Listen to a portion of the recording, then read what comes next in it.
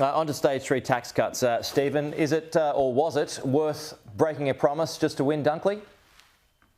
Well, look, the government obviously took a decision that the cost of living pressures that had mounted through last year had reached such a significant level of pain for the majority of Australians that they believed that they needed to break. Would you have done that? The commitment that they made. Look, politics evolves all the time. They did make a commitment. It is always tough. I lived through a government where we were savagely criticised for breaking a pre-election commitment. The latest poll out this morning, if you look at The Guardian, shows that 2/3 of Australians support the change. I think Australians wanted relief. I think they didn't want to see inflationary pressures created by extra spending and extra commitments, which meant you had to deal within the existing bucket of money. And I think 2/3 of Australians, according to this poll, believe the changes were reasonable. But like you say, Stephen, you lived through it. You were part of a broken promise and you know what that means. Would you have done it again? Well, look, obviously, Albo knows that he will lose a lot of paint over this. It is something that he will be criticised for every single day between now and the next election and right through the election. So obviously the judgment they were made was that Australians were crying out for cost of living relief.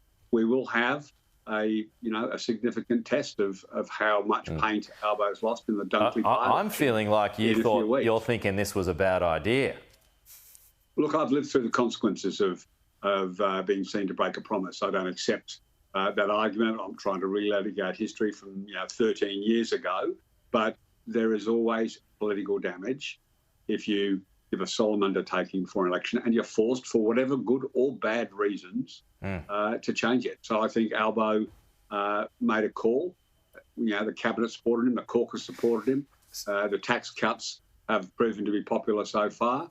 But the Dunkley by-election in just 4 or 5 weeks. I mean, we'll be having this discussion, in the lead up to Dunkley and after Dunkley. Okay, yeah. And this question will be asked plenty of times too. What's a bad result for him? Obviously, losing Dunkley is a very bad result, but is anything less than 6%, which is currently the margin, is that when the Wolves start circling for Anthony Albanese's job? Look, I think that some people have been hyperventilating about the implications. I don't know, hyperventilating. It seems like a reasonable question. No, suggesting that Albo could be in trouble over a by-election in Dunkley. I mean, it's only less than 12 months ago that Labor created history by winning a by-election and taking a seat off the Liberal Party. Yeah, but now there's a broken promise involved. Yeah, and there'll be a test there. I mean, Dunkley is a tough seat. Bruce Bilson was a fabulous member for Dunkley. Labor chased Dunkley, and I lost counting how many times I thought, we've got Dunkley this time. And then suddenly, we didn't manage to get it. So this is a seat that the Liberals have held for most of the last 25 years. And there was an anti-Scott Morrison vote, which obviously now that he's leaving Parliament will dissipate. So I would expect to see, a 2 or 3% swing at a minimum coming back to the Liberal Party. You don't think that's a bad result for Anthony Albanese if that happens? Look, if I was Anthony Albanese and they put a 2%, 3% swing on the table, I'd put it in my back pocket and move on. I think that's a very reasonable outcome. Most governments get swings against them in by-elections.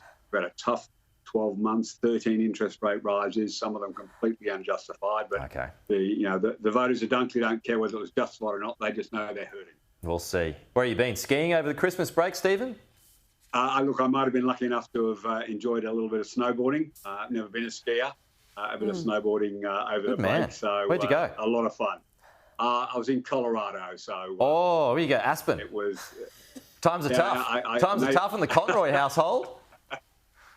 Look, we're very lucky, very blessed to be able to get over to Colorado. I'd like to go snowboarding with you one day. Maybe somewhere closer, though. I recommend Japan. Japan was unreal.